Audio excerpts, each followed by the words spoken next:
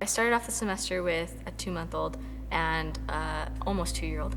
And so that in and of itself was a little bit crazy. I just had my son in July, and then I had gotten comfortable being at home, getting into my routine with my kids, and then I kind of had to just jump right back into school again.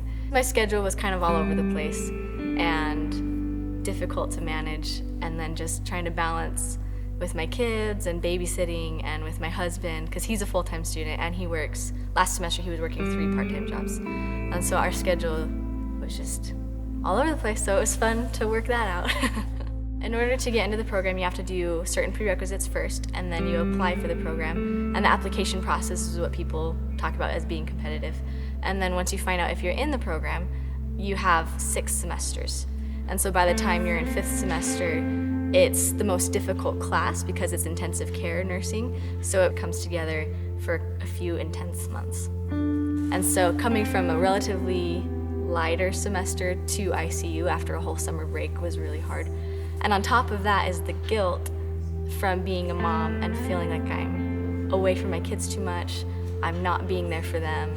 You know, what kind of a mom am I? To balance those emotions of doing my best in every category and never feeling like my best was enough. I feel like the semesters prior, I was able to keep my balances pretty well and keep my perspective pretty well. I wanted so badly to do well in my classes because I wanted to prove that I could be a good nurse.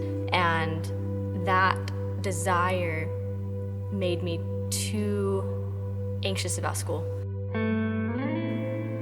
There was a moment in my ICU class where I went in and we sat down for the day, and you're preparing for your quiz, you're mentally scrambled because you're trying to remember what you read the night before in order to be able to do well on your quiz, and Kent just comes in and he says, I want to start off by not doing the quiz and by telling you guys something that's been on my mind. And he said, I don't know why I should say this, but I feel like I need to. And then he said, this class should not be your first priority. And coming from a nursing professor in the nursing program, it's like, what did you say? And he said, this should not be in your top 3 priorities. And he said it should be your relationship with your Heavenly Father, your relationship with your family, and taking care of yourself. I was able to sit and think about his words and realize the reason I was so anxious is because my priorities were wrong.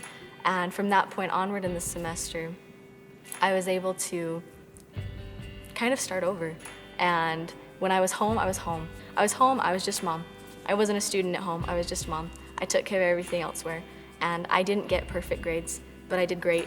And I was able to talk to God and say, you asked me to do this.